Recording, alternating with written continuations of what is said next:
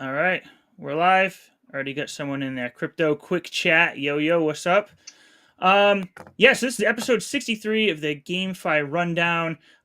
We got Paz coming back, so Paz, welcome. Hello. And TSG, he's been I think this is probably 4 or 5 episodes in a row for you now, right? So we'll keep you Something like coming that. back. I don't know. Yeah, I'm excited. I'm still a part of the community, so I might not be as vocal in Discord as I used to. I stopped being as vocal, but coming here chatting with you guys, like I'm still very much keen on Illuvium. So it's a nice way to still be a part of what's going on.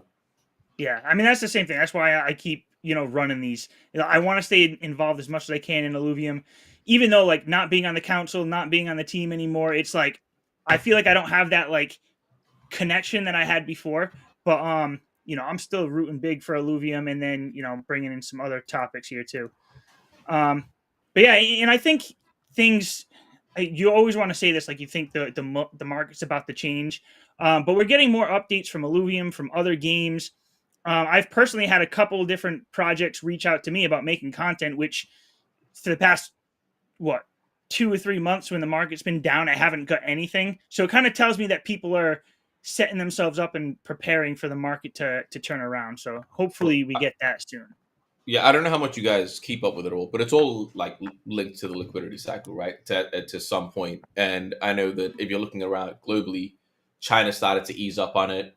They're not going full QE. China's never really been a QE kind of country, but they've started to ease up. Europe is just beginning to ease up, and after the latest Fed meeting, the FOMC, I believe that it's still relatively stable, but they're looking to start easing up mid-year, mid to late year.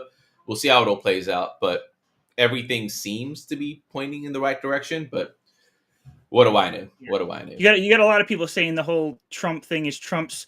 He's like suppressing everything, and then eventually rates are going to get cut and things are going to start going up. So we'll As see. a yeah, as a I'm business hopeful. person, I think he understands the value of cheap capital. Mhm. So it might be part of the plan. Look, I don't know, but we'll see. We'll see how it plays out. Yeah, that's what I keep telling myself. Like, I really don't know. I can't predict everything. I didn't think we were going to get into this much of a little dip or a big dip at this This point. is not But a dip anymore. This is yeah, I very know much a it's correction. more than a dip. I still can't believe like I mean ILV 14 something like I can't believe we're as low as we are. Like we're lower than the bear market lows for a lot of these coins. But Yeah. yeah, Yeah. It makes Fun me times. hopeful that at least I'm not alone in here. Everybody fell into this dip. Everybody is down. Some people got the Bitcoin like you guys and still are up a little bit, but everybody's down. Everybody's screwed. We're all down here together, and we yeah, hold on this long. We're not gonna sell at the all-time low. I do have to sell a little bit because I've been holding my Illuvium coin since years. I haven't yeah, sold anything, which was a bad idea, and now I'm running yeah, out of money. But most of it stays in, and all yeah. we No, have I'm is the hope same and way. wait and chill and not focus on it too much. Yeah, I'm in hopeful. I'm hopeful things will pick back up. Um, but James Bond, the real James Bond, thanks for joining in. S Chud, as always. Nice. All right, so let's just get started with this. So we've had some gauntlet news. Paz, I'll let you take away this one. Move on to show the Sure. other screen. Yeah, so I know there's updates. There's more than just this recent patch, right? There's a lot of other things going on with Gauntlet. So just give us the whole rundown on that. Well, this is the 1.8.0a is just a recent hotfix for more balance changes for more stability. The 1.8 was the big patch that came to mainnet that has been tested on testnet right now. It introduces a lot of balance changes. Everything is kind of new. We have all the augments are new. So this is a lot to learn. This is like, what is it, 30, 40 augments that you have to read. And we also have drone augments, which are basically team-wide buffs for your whole team, which give you a little bit of a variance every game. So this you have to play around those a little bit. For example, your tier 3 units are stronger, or all your units get more attack speed and movement speed and stuff like this. So it's like items, but a whole for your whole team. And yeah, with this, it feels a little bit overwhelming at first. The community was a little bit on edge, which is usually the case if you get a new buff, a new patch. Everybody's like, whoa, this is too much. I like the old stuff. What is this? But the more you play, the more you like it. And we know Neil, we know the team. They have been listening to us. They have been listening to the community in the chats, and they are bringing out patches pretty much every day. So give it 1 week, and we should be there, I think. Can I ask you, Paz? Because I played a little bit of Gauntlet as well. I'm not sure how into it you are, Najib. But Pat, if you were to say what your biggest constructive criticism of Gauntlet is in its current state, what would you say it is? I think the two big things that I pointed out is first, it didn't feel really good that they accelerated or they increased the damage of everything to squeeze out a little bit of round time. So now we're down to almost 30 minutes, which feels good, but all the games feel a little bit too rushed and it's hard to see what's happening and it feels like a little bit of an RNG fest. So squeezing out time is good, but not at the sake of this stuff. And the other thing is where we do very big changes and we don't iterate what we have. It feels like we try to reinvent the whole balance many times over and over again instead of just taking one step forward and trying to do small changes in the right direction. That being said, we have a lot of things that we have to implement. So I do understand there is some need of some feeling of urgency, and because we still have the new item systems to come, the new weapon systems to come. So we do have to just, I guess, rush it and speed it up. The one thing that I felt, and it's funny you say that, like I think the round times are completely fine. I was speaking to some of the guys internally as well. I think the round times are completely fine. The one part that I'm cautious of is the prep time, the preparation phase. It feels way too quick. This is just my opinion as someone that's not a pro player, and I'm thinking about it from a marketing lens of, okay, if I was a new player, like I actually know the characters, I know what they do. And even when I'm playing it, I feel like I'm not really thinking. I'm just doing things quickly to squeeze it in. And it takes away a little bit of the strategy for me personally. And I wonder, as a new person coming in where they don't know the characters, they don't know anything essentially, is there enough agency in Yeah. with the current preparation time? And I think that the battle times completely fine. I have no issue with that. It's just a preparation phase. Like I want to be able to make more meaningful choices and say, I'm doing this because I want to do this, not because, oh crap, I don't have enough time. Let me just do something. Yeah. Now that makes a lot of sense. And I've played this game 1,000 hours and sometimes I run out of time as well. And it feels so bad because especially now with the new augments, you have to read a lot and figure it out on the go. And I do agree. I think ranked has to be kind of a short decision time, but maybe there's a middle ground where in casual mode, you can have double the time or really a lot of time, and it doesn't matter so much where people just get more time to think about it. It's a hard balance to be struck. It is. Because you want to find that balance for what's welcoming enough and accessible enough for new players, but you don't want it to be so elongated that the top players, the actual dedicated players, are like, bro, I'm sitting around doing nothing. So it is a tough balance. I know that for sure. That's been one of the toughest parts for me playing the game too. To be honest with you, like just the not having enough time. Like I'm a more of a strategy player, so it's like I want to like read everything, know what they do, and think about it. But I feel like I just never have enough time to think about it. Between rounds, I'm just click, see what I can get in before I run out of time. I don't really have enough time to think about what I'm doing. But I guess it's more of a casual versus a competitive thing. Well, also, I'm not sure. Like I've never played. I played a little bit of TFT. Nothing to write home about. But I wonder what it's like in TFT because I've totally forgotten the comparison in terms of preparation time. I don't know if they just use that as the standard. But honestly, that was one of the things I felt playing TFT as well. Like as a new person coming in, I don't know what is happening. I'm just trying to do things quickly. So yeah, I don't know if that's just a me problem or an actual game design situation that could be improved. But that intent, like the UI, the feel of the game, and like it does feel much better. And it's cool to start seeing some of those 1%ers start getting fixed up. But yeah, for me personally, there's just a personal thing. I do wish that there was a little bit more time in the preparation phase. Yeah. Anything else with Gauntlet before we move on, Paz? Can you hear me? Well, Paz, we can't hear Paz. But in terms of Gauntlet, I think they've started to allude to rewards coming in as well, right? Yeah, like leaderboard rewards. Yeah. Actually, sorry. Let me ask. Esrod's actually super active. Let me ask. So he's Yes. saying that it's a yeah. We can hear you now, Paz. But Esrod's saying okay, it's a new player problem. You learn as you go.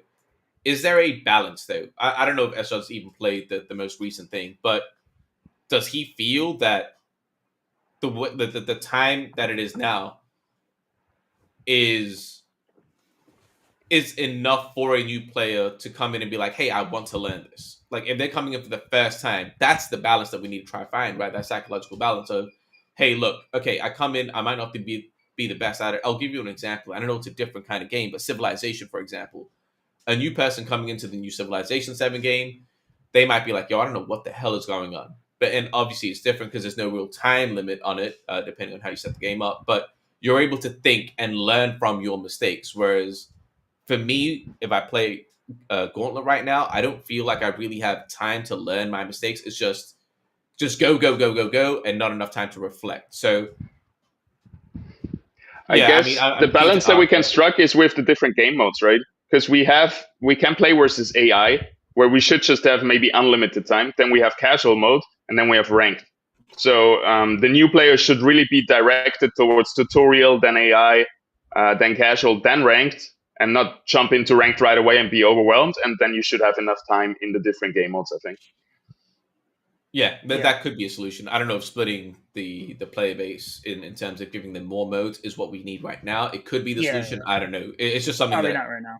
I've It reminds me of the thought survival about. mode. Back in the day, it was like there was the casual mode where you had as much time as you want to think about what you wanted to do, and then when you went into the competitive mode, you just had that a certain time where you needed to make the Mm, moves.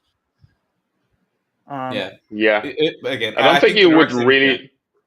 Oh, I sorry, don't think Paz. you would really split it. It would just take like 1-2 days where people like just learning the game, catching up, and once they arrive, they stay in ranked because that's the real game, right? But just like this onboarding experience needs to be nice, and a new player problem is an onboarding problem, which is a huge problem. So Yeah. definitely And Yeah. needs to be addressed. You also don't want people to be going straight into ranked and getting discouraged because they can't figure it out and they don't have enough time Yeah, to figure it out, you and then should they're have to leaving. get level 10 or something before you can go in or whatever it is, like similar like uh, in other games. yeah, I wonder if that's the thing, right? If we do have a casual or training mode where you need to complete like X amount of minimum games before you go there, whether it's a level system or you need to complete 3 of these casual games where there is no time limit and you're playing against AI, PVE, you're just kind of learning. Maybe that is. I don't know, right? I'm not the game design guy. I'm just a player coming in and being like, hey, look, these are some of the feelings that I'm having, and I'm sure if I'm having it, Paz, we didn't talk about it at all. The first thing you talked about was the time Najif, you're backing it as well. So it kind of leads me to believe if I'm feeling it, there are others that are feeling it too. Yep. All right, let's move on to this next topic. We're going to stick with Illuvium for a little bit longer. I just put this other ILV news because there's a lot of other things from Illuvium going on. One of the newest things we just got was the announcement of Beyond Wave 4. So I don't see an exact date, but I did see May. So we're actually, we're getting to the end of March now. So Beyond Wave 4, we should be getting that within the next 2 months. And I don't think either of you are as big into it as I am. I've still been on that top 100 leaderboard pretty much since the beginning of Beyond in general. So I plan on sticking around. I'm excited for this. I think it's actually I don't think I'm pretty confident it was the biggest revenue driver for Illuvium, more than the actual overworld. So I think this is good for Illuvium. Not that we want to be looking for ways for Illuvium to just extract money, but for the people who want to be involved, Beyond is a good way to start bringing in more revenue and getting people a little bit more excited about things. But then there's a lot of other things going on too. Like right now, I feel like this is already old news, but we have the new fuel, so getting rid of the 3 fuel system. We have drone runs coming. We got the 2 new game directors started just recently. I don't know if it was this week or the past week. I They've saw. been around for a couple of weeks. I don't know if you guys watched the what's it called, Going Hyper with Dick today. No, I I think didn't see that one today. Yeah, Steven mentioned that he's been around for 3 weeks now, so they've been around for a minute. I say a Yeah, minute, but a short minute. yeah, I saw Rich make some tweets about how he like. I think I just saw this earlier this week where he had a chat with one of the guys for the first time and seems like a great guy. Seems like he knows what he's doing and he's going to get things going. So that's exciting to see too. And I don't know when we're going to get this MMO light or anything coming, but I'm It'll hopeful. take some time. It'll take some time. Yeah, But yeah. I'm hopeful by the end of this year though. We want to get it before. I don't know.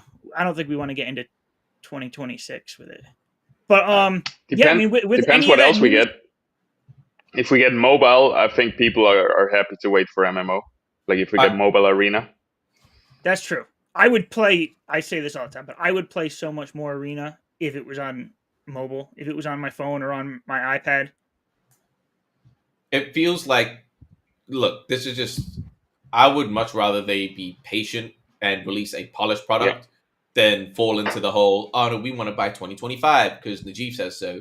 Like, look, just we're fallen to that before, and we've seen the consequences of that. So I think, look, you guys hold the power as the studio, as the guys that have the product. Don't fall for it and push it out because everyone's screaming for it. I understand. But it'd be much better to have a polished product and say, hey, look, hold off. Let us get you something that we know 1000% you guys are going to be rocking with, rather than an act of desperation of, okay, we need to appease these guys. Like that's, Yeah. I'm happier to wait than see a half baked product. Yeah, as Out long as there we're getting with the Illuvium name. updates, as long as we're getting updates in other parts of the ecosystem, like Beyond Wave 4, then there's a Beyond Wave 5 that's going to come eventually, probably later this year. After that, I don't know what happens to Beyond because then we're already waiting for a new set of alluvials to come out, which I don't know when that's going to come. But yeah, as long as there's things are feeling fresh, the MMO light, as much as I want it as soon as possible, like I'm siding with you. I'd rather it just be polished and put out the right way. Yeah, Paz, Regarding, what are you seeing with all this news? Or yeah, go ahead, Taryn, if you got more. no, Paz, go for it, man. Yeah, I wanted to say I agree with you guys. I think the biggest problem for Illuvium came from rushing things because the community was impatient, which feels so bad in hindsight, right? We should have just waited a bit longer. Woulda, coulda, shoulda. It's done, but I hope we learned from it. We learned one thing, to focus on one game at a time, which is good to see already. And the next thing that Illuvium hopefully has learned is to not get rushed by the community, or not to try to appease them and please them so much as we used to do. It helps that the community is smaller now, and we can just say, hey, we don't really can make decisions just based on you guys' opinion. We also have to make decisions just for the future, for the best of the project, even if it burns people in the short term, which we have seen with the fuel proposal, which could have been handled better. But just things like this, where it hurts holders, but it's the best for the project in the long term. It's hard to do, but I think Illuvium is doing this now when it needs to be done, which is nice to see. I think it makes me hopeful for the long term future. Yeah, and so SJed says here, the problem wasn't rushing things. The problem was just a bad game. But to me, I think about it like if the game never came out, or not never came out, if it was delayed, then I don't think we would have known that it was. I don't like calling it a bad game, but I think putting it out there was how it exposed the issues. So instead of them working longer on the game and then putting it out there, Look, I'm on the side of like getting it got out there. We found the issues, and then those issues are being worked on. But I think there's a better way to do it. Sorry, Pat. Like, I'll just say this and then jump in. But I think there's a better way of doing it, rather than, okay, putting the game out and then, oh no, it's bad. There are things that we could do in terms of putting it out as modules, putting out like, hey, this is one aspect of the game. This isn't the game yet. Like a beta test, putting out certain aspects of it and say, hey, give us the feedback on this. How can we improve this section of the game? Get that more polished, then give out the second section. So that way investors, players are still have access to what we're building and what's going on, without it kind of saying, hey, the game is now live. Oh shit, it's not what we thought it was going to be. So I think there are solutions to it, and I think it's in the middle. Yeah. It's not just as like keeping it away 100%. Personally, that's what I would do, but I understand that we're in a different space. You can't do that. So I think putting it out in modules of like, okay, cool. Let's say combat is a thing that's being worked on. Let's show the community where combat is when it's ready to test out just combat, and then we put out a progression. Okay, what are some of the things that we think are working? What are the things that aren't working? And you start to build it up slowly. Okay, start adding a little bit of the economy, and you say, hey, this is the economy. These are the taps, the faucets. These are some of the drains. This is how the inventory is. Like, well, what do you guys think about this? And so I think we can find that middle ground where we're not saying the game is live, we're publishing the game, but putting it in little modules of, hey, this is what we've done. This is an aspect of it. Test it out. Give us the feedback. And that's exactly, I think, the problem and the core essence what went wrong with also the community engagement and everything, and why the community got so impatient and so toxic at times to like, just put it out, give me the product, like I can't wait anymore. Because we had 24/7 over years access to beta tests, which is not a proven concept. It's just bad. Like usually you should have beta weekends, beta weeks or something like this, but you shouldn't have access for the game for years while it is in development. Everybody got so married to it. They got so like, it felt like we had the game already, so just release it. We're already playing it. And you kind of lose the touch. It's the same like, I guess with like people that your kids, you don't see them grow up that fast. But if you then meet other people's kids after 2 years, they're like, holy shit, they grow half a meter. Like you don't realize what's actually changing, and you don't have a really good feeling for the game anymore if you're testing it every day, basically, it's not testing anymore. Instead of what Terran says, you give the community like new features to test and then really get better feedback and can realize, oh, this is good, this is bad, and stuff like this. I don't think the games were bad. I think Overworld, okay, it wasn't like, we kind of forgot that it's not that fun to play because we're so used to it. The grind is not so fun. But Arena was just rushed. Like Arena with the Alpha Gauntlet, that was the worst thing we ever did, in my opinion. It still hurts my heart to realize how in what state we brought our Gauntlet, and it should have never went to the public that way, I think. And yeah, if Arena waited a bit longer, I think this could have made a big difference. But Overworld, I agree. We needed to learn the hard way. I think Overworld, the economy was just flawed. Like I think there's no doubt about it. Like if you understand the game design of economy with the taps, the faucets, and things like that, the drains, it just like it was just flawed.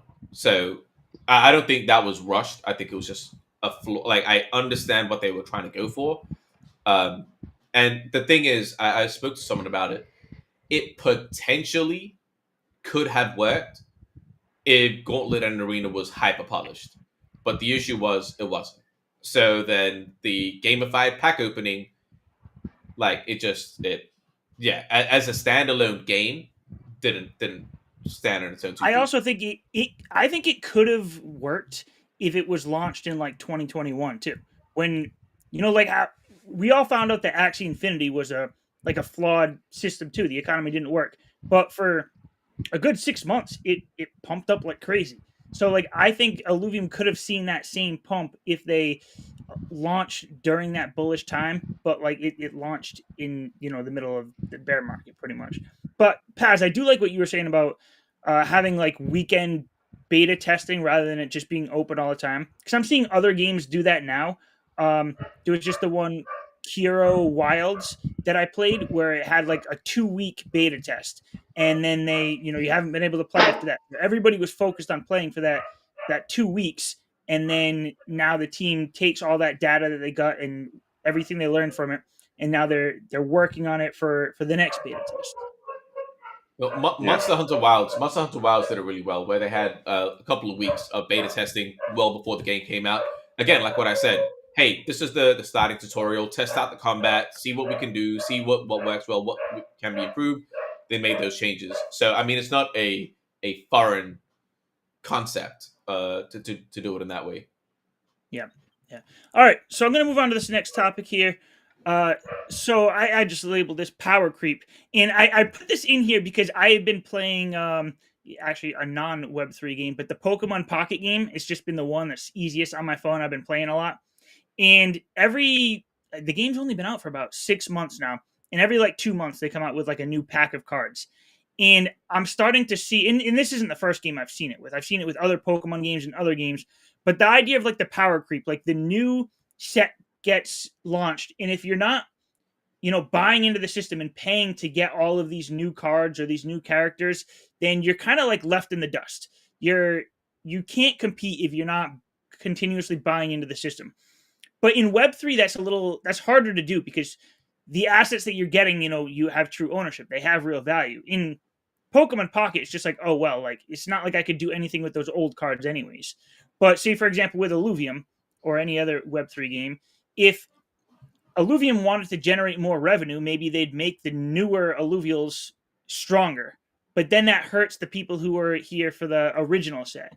So how do you see that idea working? Because it's clearly a concept that these big, companies like Pokemon, they do to drive more revenue. Is that power creep making the newer ones, bigger, faster, stronger? I guess you'd call it. Can projects in Web3 get away with that, or what's going to happen if they make a new set and it's all balanced and people are just like, I'm happy with what I already have. I don't need to buy more into getting these new ones. Tyron, you got anything to say on that one? Yeah, I mean, the whole power creep thing, it's a short-term play. That's all it is. It's a short-term play. Yes, short-term you make a bunch of revenue. Long-term you're just keeping new players from coming in, or like the old play. It's just not a good concept for gamers. For a studio, yes, short-term they make a bunch of revenue. But for example, I didn't play Pokemon the TCG. I was into it when it first came out. I'm not even going to play it now. I don't even know what the situation is, but I just feel like I'm way left behind, and it's not a thing. I think the idea is to build a proper game, a functioning. Maybe there's something you can do with an economy where you burn, or there's a drain or something like that, where you can burn older assets to get something. I don't know. But the whole idea of power creeps, I think if you make a proper game, a sustainable economy, like people should be buying in to the actual IP and the experience rather than, hey, I need to keep up to date to keep play like to be viable. I mean, we see it with MOBAs. I can't speak on League. I don't really play League, but Dota, for example, Dota's been around for God knows how long. They're bringing new characters all the time. I say all the time, but relatively frequently.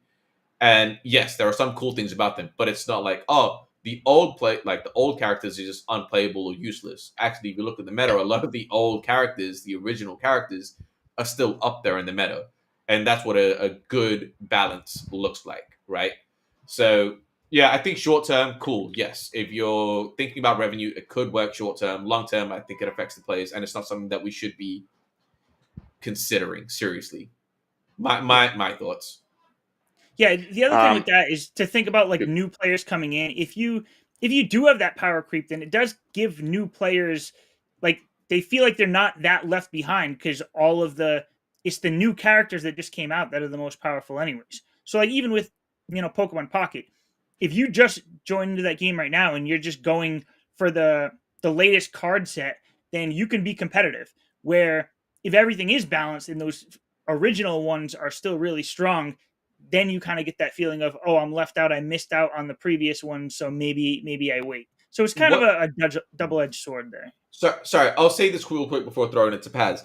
I think the goal with new sets in any game is not that they're more powerful, is that they unlock more opportunities. So I'll use Dota as an example. I don't know if you guys play Dota or have any experience. If you guys have League of Legends experience, it'll be a similar thing. But the new characters aren't overpowered. But what they allow is that the new characters start to mesh with older characters, and you get to start new comps. You get more opportunities. What about this? What about that? And it's not because they're inherently just insanely more powerful. It just allows players to try and do more things, have more fun, express themselves in more ways. That's the goal, in my opinion. And there is a reason Dota is still absolutely killing it. I'm sure League does the same thing. Again, I can't speak on League, but like you look at games like that, there is a reason that to this day I'll install Dota for one day, realize how much of a time sink that is, and uninstall it at the end of the day. But I'll waste a whole day going back to it, being like, oh, there are new characters, there are new things, and go around and play it. I think that's the goal of new sets, not, hey, we have a new set. You need to use this, otherwise you have no chance at all. And then the old play, like, it's just, I don't know, man. I think it's flawed. I think all of these solutions are short term, and I think the winners are the ones that think long term, not short. Yeah, and the power creep is mostly been introduced through card games, right? Because card games, you print cards, you cannot balance them anymore. You cannot change them.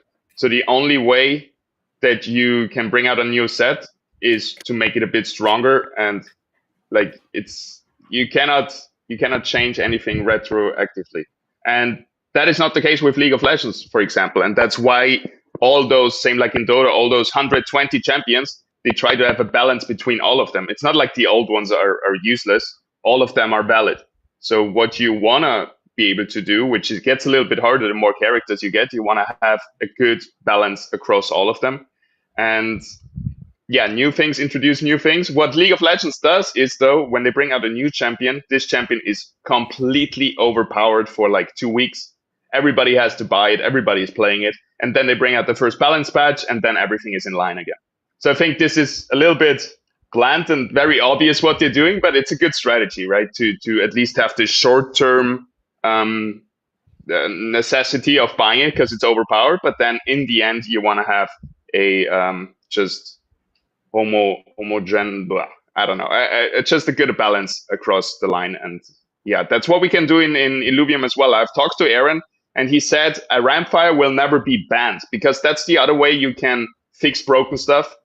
You can either introduce stuff that is better to make the old stuff redundant, or you just make broken stuff not playable in a competitive setting. We have seen that in Hearthstone and Magic, where just different cards are banned. This is again a card game mechanic.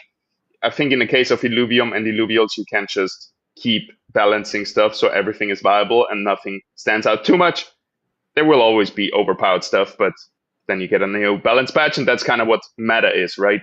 Different overpowered stuff over the time that you have to find out and keep shifting. When you said Aaron said that the Ramfire will never be banned, is that meaning like it'll always be balanced the right way? So it's never like too overpowered. Like if it does become too overpowered, they just tune it down a little bit so it'll still be, viable or playable in a game, in a tournament. Yeah, I mean, that interview was like probably 1 or 2 years ago, so maybe things have changed. But the original idea, and I think this is very well still in line with what the idea behind Illuvium is, if you have a Rampfire, this will always be able to be played in a competitive setting, and they're just gonna balance it to be not overpowered or not having to be banned, similar to League of Legends. No champion is ever banned from competitive play. Maybe sometimes they're taken out for one competition because it's broken right now, but then it gets a balance patch and it's all good again. But yeah, we don't have that with card games, so that's where power creep comes into play, where you just have to fix broken stuff from the past by introducing even more broken stuff in the future, and yeah, it's a slippery slope.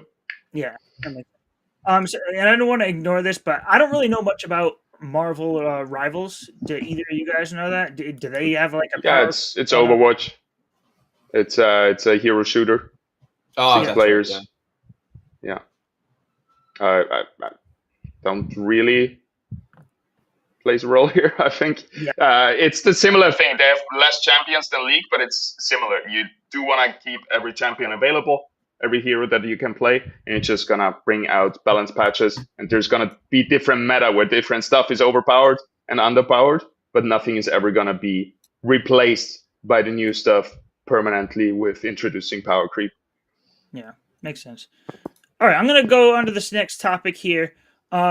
So the Web3 delusion. Now, I saw a tweet. I already forgot who tweeted this out, but they basically said like all of these Web3 games are failing, not just because of the delusion of the community, but the delusion of the founders and the people creating these games, thinking that the Web3 tech, the NFTs, are what's going to make the game good, because they think, if Web3 is the future, then having that in the game is what's going to, make things work.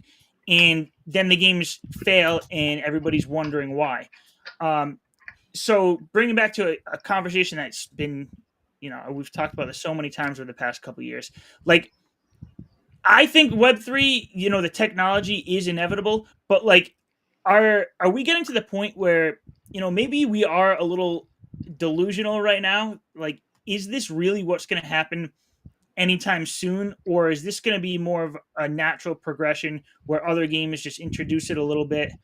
And is thinking that it's inevitable hurting us more than helping us? I guess that's the big question. Paz, I'll start with you on that. Is thinking that Web3 is inevitable hurting us, or is it a good thing for us? We gotta stay humble. We can't be like, oh, this is the only way. Everybody has to do it. Otherwise, you guys are delusional. We are the future. Like we gotta be realistic. We gotta be humble. We gotta give it time to come. I like Terrence's take on it, that I've seen a few times pop around, where it's just, I mean, you're gonna give your take yourself. That it's about the consumer having a better experience, a better consumer experience, and whether sometimes that is NFTs and Web3, then we should bring it, and sometimes maybe it's not, and we shouldn't force it on people if it doesn't enhance the consumer experience, I think. Yeah. I mean, I put out a tweet. I don't know, a couple of days ago when all of this was popping off. But does web? I just think we haven't delivered. Like, is it inevitable? I think that's a tongue-in-cheek statement. We don't mean that like, oh well. When I look at it, I don't think that it's like, oh no, it's definitely everything is going to be the way that we're seeing it now. Will some aspect of blockchain be used? Probably, because I think that is inevitable. I still say probably, but just the example I always use, and it just makes so much sense to me. You speak to any gamer, not take away the Web3, take away anything, just a gamer. If I say someone that's played Fortnite and you can buy your skins, whatever it is, and then you've got, and the thing is, we already have that. The thing is, we already have that in Steam with, I'll keep going back to Dota, but you can trade your skins. That's all fine. That's already doable. The only difference is, for example, on Steam, if I trade my skin, I just get credit to my account, and I can't take that credit back out. And I think that's just a bit of a shame. So I think the Web3 aspect in building on the blockchain is, okay, if you have Fortnite where you can buy skins, and you've got Fortnite where you can buy skins, trade it, and then end up, I don't want to play Fortnite anymore, take that cash out, whether it's, I don't know, 10 cents on the dollar. I don't really care, right? Like, to think that you might get the 1 in a million that gets an ultra rare exclusive skin. I don't know.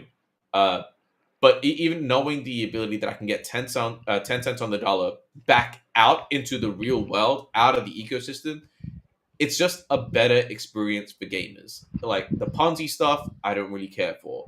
The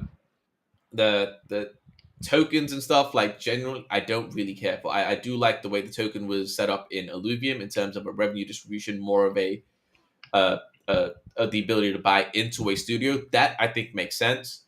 So it just seems obvious that digital ownership is going to be a thing. What that looks like, how that looks like, I don't know. When that happens, I don't know.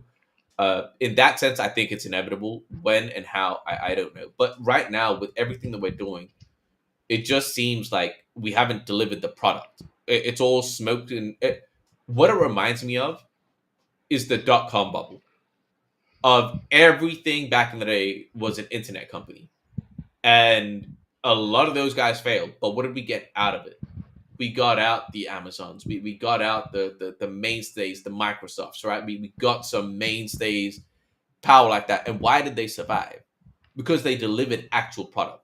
They delivered actual services. They actually enhanced a consumer's life. So I think we're going to see a similar thing where most of what we're seeing is just going to fall to the dust. No one's even going to remember any of this shit. But there is going to be those one or two that really stand out because they understand the benefit of blockchain tech in gaming. And I think that's what we're going to see. So, like, everyone's trying to make a bag right now. With Web3 is inevitable. They try to market it. I get it, bro. Like, I get it. Like, that's what... Get your bag. I get it completely.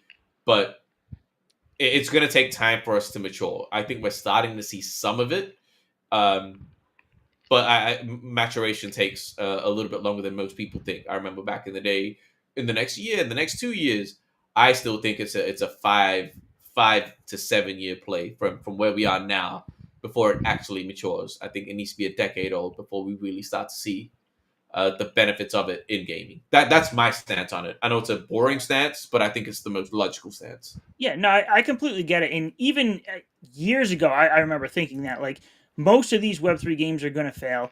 To me, one of the reasons why I bought so much into Illuvium is because I saw Illuvium as one of those that could stand out and succeed through all of it. Even something like a Star Atlas, some of those bigger games that are going to make it through while 99% fail.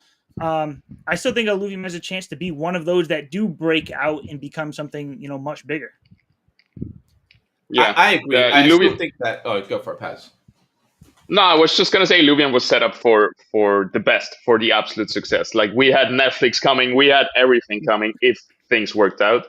It would have been glorious, but things went a little bit sideways, and we didn't plan out so much for the worst case, which like for example the fuel scenario with the 19 to 1 overproduction of fuel and stuff like this, and we were a little bit too slow to iterate and to fix stuff, so it just went a little bit downhill. But I still think if Illuvium makes it, it's going to be one of the things that really stand out and are going to be like the World of Warcraft of Web3 kind of thing.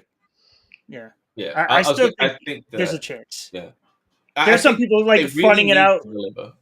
They Yeah. need to deliver on Arena. Really, like the this is from an outside view looking in. The plan of attack now is to get Gauntlet properly polished, make it a very good game. And yes, the crypto side is the assets of the cosmetics and stuff. Cool. Which I think makes sense. That actually does make sense. And the limited uh, edition beyond giving those cosmetics, that actually it does make sense. But they need to nail that, bring in a lot of players, and I think if we can showcase that, hey, we can bring. The thing is, I might have mentioned this on the last episode of this, but we did bring in a lot of players. We just didn't retain them. And that was a game design flaw, an economic flaw, whatever you want to say. But if we can make Gauntlet a really good standalone game, which I think there is a chance, there are still a lot of things that need to get done, but it's very much on that right direction. I mean, if we look at it from Gauntlet where it is now to Ascendant, well different. If we look at Gauntlet now compared to Gauntlet when it started, well different. So we're definitely going in the right direction, and the goal is to get that to a point where it's properly good. We can retain our players. We can bring them in. That's not an issue, but we need to retain those players, showcase that we can actually acquire users, and that looks good to a lot of people, investors, VCs. Yes, token prices down. I get that. But if we can secure funding, we like a lot of people, token holders are worried that we need to generate revenue. I get it, but this is just my opinion. I think the actual play is to acquire users that stick around, showcase that we've actually got all of this IP built. We've got the ability to build out a game. We've got an ability to acquire users, retain them. That's going to be the confidence booster that VCs need and say, okay, this is proven. Yes, it's a niche game. Yes, but you guys have proven you guys have done it. You've made mistakes. Business isn't all going to be smooth sailing. But you guys have corrected, you guys have figured it out. If we can do that, secure funding for the next God knows how long, then we can do it again, right? And then we make the mistakes again, we reiterate again. But I think the main focus right now should not be revenue generation as much as, yes, that is important. It's polish the experience that we can acquire and retain users, because if we can do that, that actually opens up the door to longevity. And yes, for token holders that want RevDiz, they might be like, oh, but we want revenue. I get it, bro. So do I. I'm pretty sure I've got a decent amount of ILV, more than the majority of holders. So like I get it, but you need to think about it long term. And I think if we can do that, that is the road, my opinion, for Illuvium success. And I don't think that's off the table yet, but I think a lot of it is reliant on this relaunch of Gauntlet. Yeah. I agree. I agree. I agree a lot. We got a great IP, and people are always like, "Oh, we need, like you say, we need to drive revenue. We need paying customers." No, we need 1,000, 5,000 free to play players that getting hooked to the IP, that love the game, they want to play it every day, and that's when we kind of are where we need to be. We need a lot That's more the than point that, we but need yes. to get there. Yeah. All right. I'm going to move on to this last topic here. So, I'm going to get a little philosophical, I guess, thinking about this. Why is this on this list? This is... Because this is the GameFi rundown. So, life is a game. But, okay, so the context behind me putting this is that I realized that, over the past, since I've really been in crypto, 4 or 5 years, I had just been like focusing so much on crypto as like the way out, the what's gonna make me successful. And even throughout the whole bear market, I like kept thinking that. And then I think the last like few months where things like just really went up, it gave everyone so much. Everyone was everything was looking promising. Everyone was just like, all right, we're going to the moon, we're doing great. And then it came back down. It kind of gave me that realization of like, I can't just put 100% into crypto and Web3 gaming. I need to think of, do something else. So I'm not going to get too much into what I'm doing outside of crypto, but I started like putting some of that energy into some other like, business, money, revenue generating things outside of crypto. And I realized like I'm getting that same feeling I was with within crypto for a while. And I just think of it like a game now, because now I'm thinking of just like, if I just put in the effort and get these different skills, a lot of skills that I got from being in crypto and making content, and then use them in other places, you can still be successful with it, just like as you're progressing through a game. So I'm wondering your takes on that. Have you been anything that you've like learned in gaming itself that you apply to life and just level yourself up as time goes on? Taran, what do you got? Or go ahead, Paz. Yeah, Paz, go for it, man. Yeah, I got a little story, I guess. When I was younger, I was studying, and basically I was just gaming every day. Very hooked, very addicted. I used to look back at it with regret, and now I look more back of it like it got me where I am now, and everything, or things happen for a reason. I cannot look back and say, "Oh, I wish I didn't do this," but it's a bad road to go down. But anyway, at one point I was gaming so much every day that I started to have health issues from sitting too much. At which point I realized I have to change something, right? This was the wake up call. And I started to get into sports. And once I got more into skating and into snowboarding, then in the long run, where I was like, I need to find a job anyway, so might as well make the things that I have to do, movement, also my job. So I tick 2 boxes with one and have more time for gaming.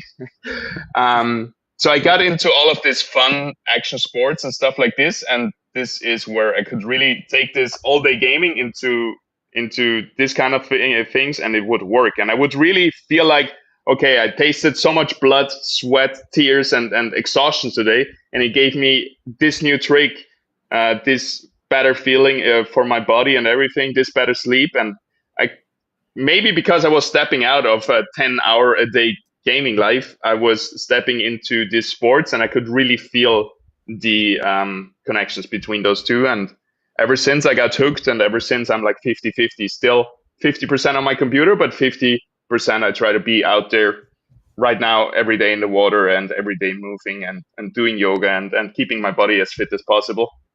Yeah, and with sports and everything like that too. Like I feel like I'm just take everything, whether it was a success or a failure, from everything I've done before, and then every time I have a new little like adventure or project that I'm working on, I'm just like, oh well, this is something that I tried, years ago, maybe a decade ago, but I remember doing it a certain way, and then I'm taking that skill and moving it on to the next thing.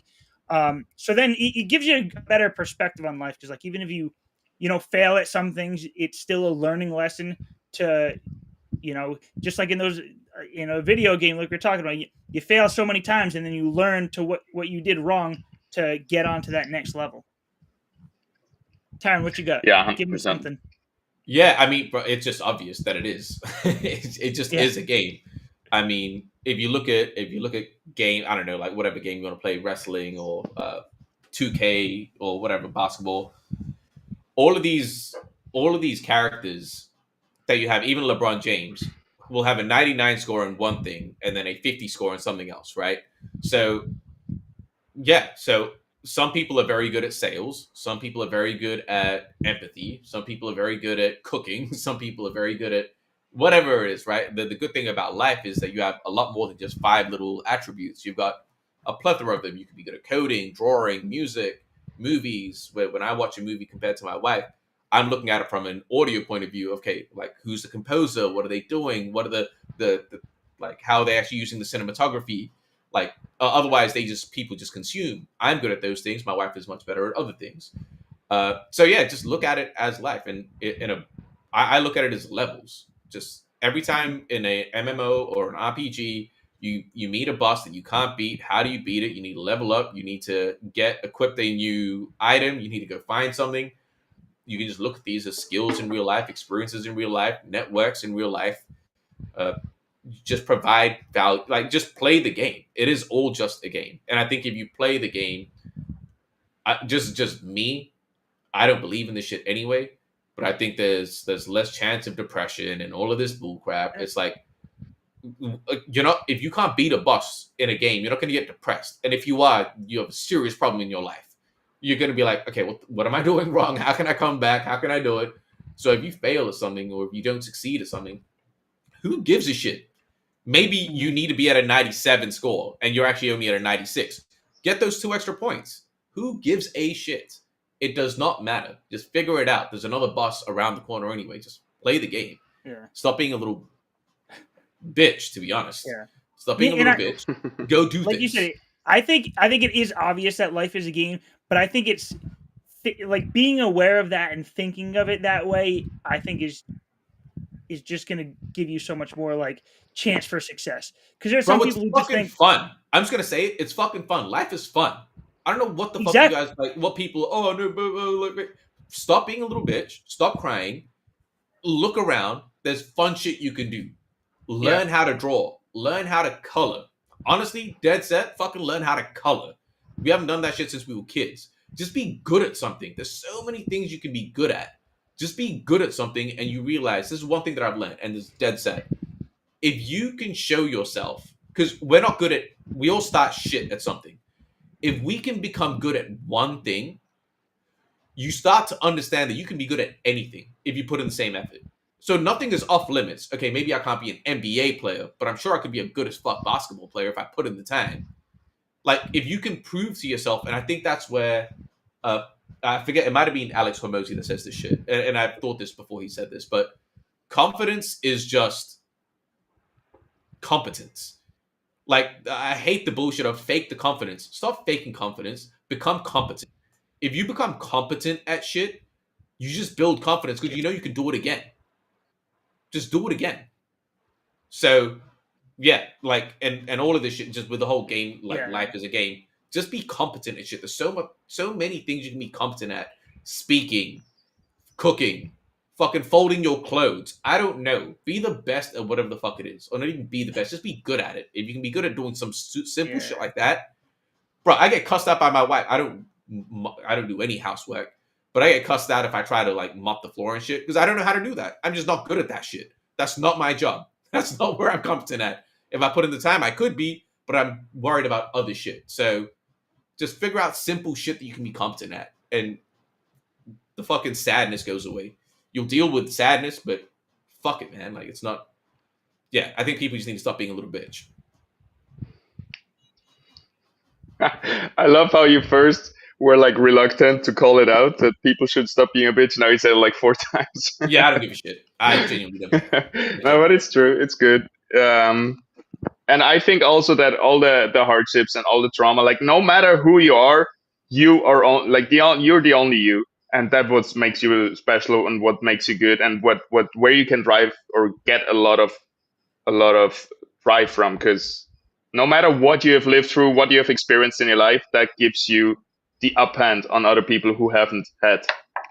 experience this shit. So it's just gonna It's not It doesn't even matter about who being you are. better. It's not even about being better. It's just unique. Like, understand the whole thing. Again, I still get it. Like, everyone needs to understand how fucking grateful they need to be, and like how Right. gangster this shit is. Night Jeff, you're having internet problems, by the way. I don't know if you can hear us. He got disconnected from life. He just got KO'd. Yeah, he's playing the life. He's playing life now. Said, "Fuck this shit. I'm gonna go out." Yo, And Sam, I'll address this quickly. Samsara, a delusional view, maybe, but I'd much rather think like this. Like, it's worked well for me now. I'm happy to have conversations about it. I just would much rather live like this and think like this than think there are things that can bring me down and fuck with my and mentality. delusional is a fun word, right? Because you can look at one fact from 50 different perspectives and see it in a different light and have a different truth about it. So it's all relative anyway, and you gotta build your life and what makes you happy and what makes you healthy and what drives you forward, and that's all that matters, I think. Yo, Paz, I think Najafe is disconnected. If you want to wrap this up, feels like a good place. Let's call it. That was the GameFi rundown. Thank you, Night Jeff. Thank you, TSG. And we'll see you very soon. All right, peace. Peace. Going to all it. There it is.